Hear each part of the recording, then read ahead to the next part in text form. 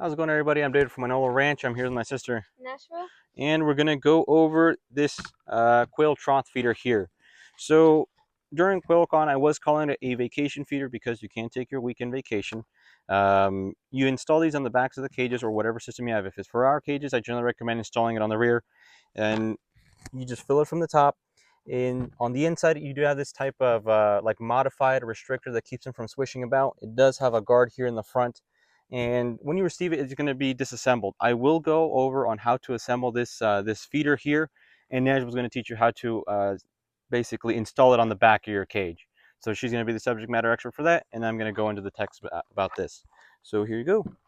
All right, so I took it out of the box, and this is what I received. I received my retainer clip, my front flap, my edge protector, and my 2 hooks. So that's basically it. These are all the parts you're going to need, and of course, the feeder body. Now, when assembling this, you're going to want to orient yourself which is the front and which is the back. If you come here, you're going to see that this back actually, excuse me, has some channels here that lock into this part of the feeder here.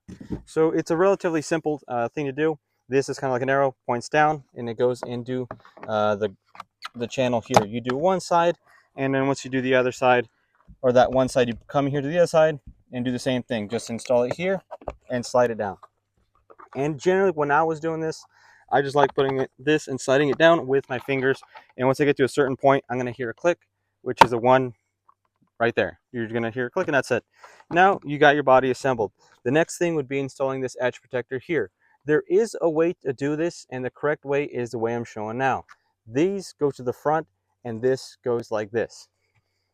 So if I somewhat explain it, go to the front as such. And you go one by one. You can try to do them all, but it's kind of a pain. If you do one by one, make sure they're seated. Just come over again, double check it. That's it. And we're going to the last step, which is installing this little retainer here. I find it personally easier if you come, hook it in the back like this, and just do that. You're going to hear a audible click, and that's basically it. You assembled your extended vacation feeder or quail feeder trough, whichever name you like best, and it's ready to go on the cage. So I'm going to let the expert show you that.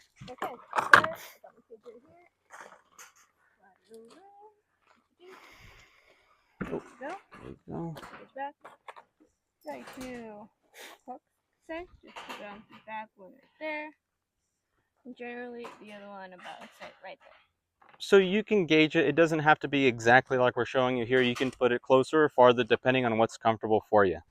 And after that, you just prop it down there, and there was your installation. Not too grueling, was it?